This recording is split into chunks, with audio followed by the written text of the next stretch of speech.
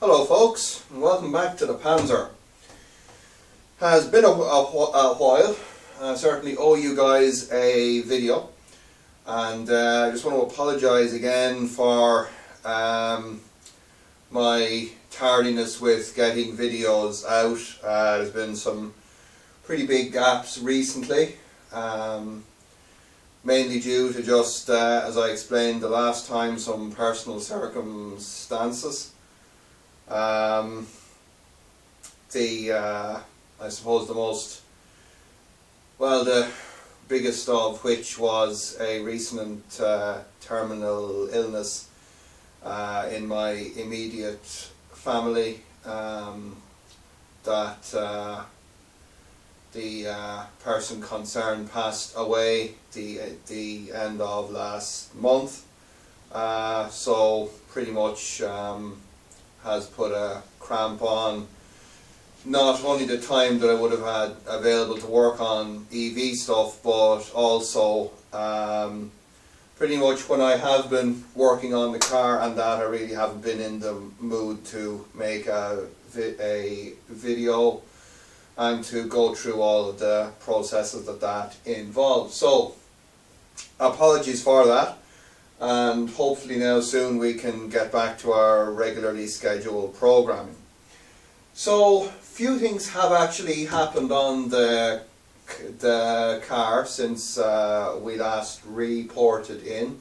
As you can see, the rear bumper is still off. I have to get into cleaning that up and painting that and getting it back in. But we've had a pretty serious milestone just the same, in that we actually charged the car for the first time a few days ago. So that was a pretty big thing, and I'm going to walk you guys through the charger and how it actually works. Now, I think before I do that, I know that this will create a little bit of controversy in, you know, what is considered good design practice and what isn't. The charger design that I've used in the Panzer is virtually identical to what I've used in the land yacht for the last now coming up on nearly 2 years. And I originally installed it in the land yacht just as a very, very temporary measure, so that I could just charge the CA180 pack of calb cells that I'd put in there after having done a bottom balance. And I didn't really intend it to be a permanent fixture. I was originally planning to go ahead and work on the BMW charger, but as kind of pressures of life, time, work, money, all that came to bear, I kind of found myself slipping further and further away from pursuing that project, to the point that the charger in the car was just working so well for me.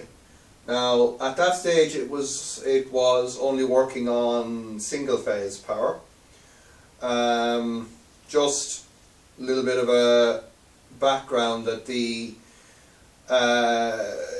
how electricity works in this country, and I think indeed most parts of Europe, is that the single phase current is nominally at 230 volts AC, and the three phase is at 400 volts AC. And so back during I think when I did this, because I had originally wired up the land yacht for three phase, on the basis that I would have a three phase functionality built into the EMW charger. So I went ahead and I modified the kind of, I'll call it the crude charger, that I had in the car to accept both single and three-phase power, because I have three-phase charging available at work and on public charging points, and it really just worked great. It just really started working very well, particularly on three-phase power, and yeah, it charges at about 4.5 kilowatts on three-phase and about 2 kilowatts on single-phase, which is perfectly fine for top-up charging here at home at night. So that's kind of the background. So I'm going to bring the camera over here. I'll try and give you guys a fairly detailed walkthrough on this, so it's going to be technical stuff, so if you're not interested in that, probably best to tune out now before I completely bore you to death. So stand by, we're going to get zoomed in and get a bit of light going here, hopefully, and we'll be able to walk through this thing. Alrighty guys, so this is the charger. It's contained in a standard issue, standard size I should say, industrial plastic box. Sorry I have to sit down here, by the way. One of the other ailments that I have is a bit of recurring back pain that's of course been flaring up recently. So it's all contained in a plastic box, as you can see here, which is something I've had lying around from a past project. One of the things that I would probably stress about this, just before I get into the full technical detail here, is that one of the reasons that I find EVs so interesting, and the conversions in particular, is that it lets you have control over all of the functions of the car, so all of the big ticket parts. Now, one very important thing for me is that I can work on the car and that it can be repaired readily. It's just funny, like there's a thing going on in work at the minute around a laptop computer that had been assigned to me, and I had it about 3 months, and the screen packed up, and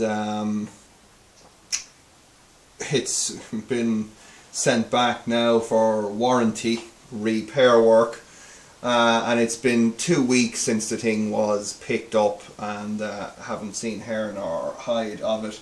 And I mean, this wasn't some cheap $200-300 from the local supermarket. This was supposed to be a top-end part, but their customer service pretty much sucks. And unfortunately, that's something that seems to be very common with stuff these days, that they just pretty much want the money from you, and they're not interested when something goes wrong.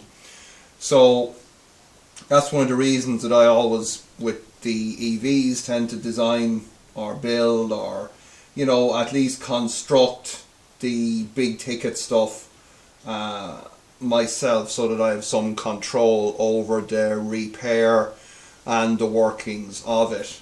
Case in point with the Panzer. So the Panzer's inverter blew the transistor that time that I'd made a mistake on the build, and I was able to put that right pretty much on the same day. So that philosophy here applies to the charger also. I mean, what's in here you can pretty much buy in any electrical shop. there's some things like this little timer, for example, that you just pick up on eBay or something like that. Now, excluding the box, which I actually had, there's probably less than $200 worth of parts in here to give me quite a reasonably powered single and three-phase charger. Now, it's got some limitations which I will discuss. So let's have a quick look here. So the first thing to jump out is just one of these little 7-day programmable timers here, and this is again very similar to what I built into the land yacht, insofar as that it allows me to do manual charging just by the use of that manual override button here, and I can have time delays programmed in to it that allow me to control the time that a charge starts and a charge stops. It's one of the most important things I believe about charging lithium cells is that there should always be a backup in there. That if you're charging a pack to a specific voltage, and for any reason that maybe the charger fails to recognize that and stop charging, or a contactor gets stuck, or a relay well's closed, or just any of the myriad of things that can actually occur, you should have a backup there. And I tend to do that when I'm plugging in the land yacht. So for example, I know that on single phase, for example, it'll charge at 12 amps. And I know that if I need to put in, for example, 24 amp hours, that I'm going to need to charge for 2 hours. And then I'll put a timer that'll charge the car for maybe 2 hours and 5 minutes, just to allow for inefficiencies. And regardless of whether the charger has terminated properly or not, the timer will simply shut off the power to the car, thereby providing a fail-safe backup. So, right, I've been rattling on enough. Let's pop the cover up and let you guys see what's in here. Now, brace yourselves, because it's not very complicated. I'll get my big head in here, hello, and we'll pop this thing up. I don't even have it screwed down at the minute. That's pretty much how beta that this is. I've only recently, let's see if you guys can see that. Yeah, I've only recently basically finished it and started charging the car. Now, the more astute viewers will probably realize immediately what's going on here, and I can nearly hear some of the groans. So, what have we got? Let's start here. So in the lid of the box, you're going to see these 3 big tubes. These are Vichy Dry power factor correction capacitors. They're designed for 3-phase power factor correction and for direct connection across 50 and 60 hertz lines up to 500 volts AC. They're self-healing dielectric and are extremely high quality parts. I got a box of 4 of these from a surplus supplies company here in this country for, I think, probably around €100, and they represented even the biggest single cost of any of the components in here. Much of the other stuff was actually salvaged from a 50 kilowatt variable frequency drive that I recently took apart for salvage components. So as well as the capacitors, you're going to see up here just the back side of the 7-day timer, and that was purchased on eBay for I think something like €5 or €6 inclusive of shipping. And what that does is it simply routes, it's got a single pole, normally open relay contact. Okay, so that's how the timer circuit works. It's extremely simple. It just uses a 12 volt feed to the timer, and then we have a relay working on our control pilot signal. So what happens? Well, over here on the right, and just to the top right of the frame here, you should be able to see this guy, which is a 3-phase 40 amp circuit breaker. There's a small 6 amp single phase breaker there, and so basically, depending on whether you have single or 3-phase current coming in here through our charging cable, comes through this circuit breaker and through this big contactor here, and it comes out of the contactor through these cables here up to these two terminal blocks that connect each phase to one of our 3 capacitors. We then come out of the capacitors back to the terminal block, and we go to a what's basically here, this block in the center is a 4-phase rectifier made up from a standard 3-phase rectifier block and a single phase. So we bring our 3 phases in here, which then gives us a DC that we connect through a fuse block here with 2 600 volt DC rated fuses, and that goes into these 2 cables here, which go up to the front of the car and to our battery pack. Now, so leaving aside the control circuitry, what actually occurs here? So let's run through this. This is called a capacitive charger, and it's not the first time that I'll have made a video about this, and you'll have seen some videos from a few years ago when I was experimenting with this, and I was charging my big old headway pack in the black E36 and we did that quite well at the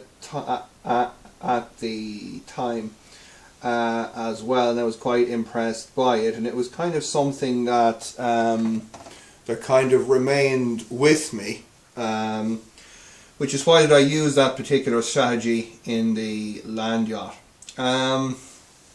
So what happens is that our 3-phase or single phase power comes in, and it sees the capacitors as a reactance. And reactance is really just a term for AC resistance. But unlike, say, if I had connected 3 big huge let's say 7 or 8 ohm resistors here, which you can model these capacitors as, they don't generate heat when there's current flowing through them. Now, what that means is that they act to limit the current that can flow from the mains to the battery, and so they provide a constant current charge. They do not provide a end of charge taper or anything of that sort, and that is where we need some control electronics. Okay, this is not turning out to be one of my best videos, guys. I'm sorry, I'm rambling and I'm getting phone calls in the middle of it and all that. So, alright, let me just try and backtrack a little bit then. So this is our capacitive based charger. It's using capacitive reactance to produce a constant current charge to our battery pack. Now, if I don't mention this, I'm going to be again shot down for promoting things that aren't right. So this has disadvantages. First disadvantage, it's not isolated. Big deal. What that means is that if you touch one of the exposed battery terminals when the car is on charge, you will get zapped. I don't really want to touch any of the exposed battery terminals, whether the car is plugged in or not, unless I'm doing maintenance, at which time the battery pack will be disconnected. Okay, there it is. Second big disadvantage is efficiency and power factor. Power factor on this is pretty crap, probably around 50%. What does that mean? Means that 50% of the power that it draws from the mains goes into the battery. The other 50% gets chucked back into the mains. Am I worried about that? Presently, no.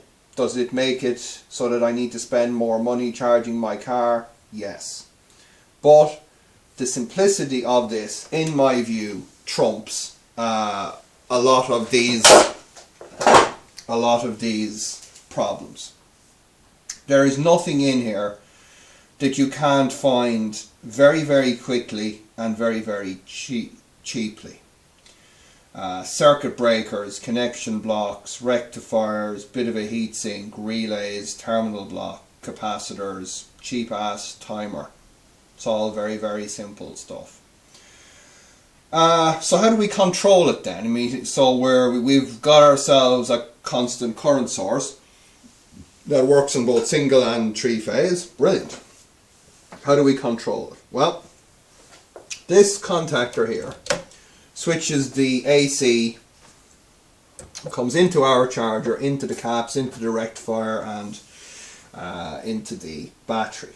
So we control this contactor here through a 12 volt relay from one of our programmable relays on the JLD 404 that we have mounted up in the dashboard of the car.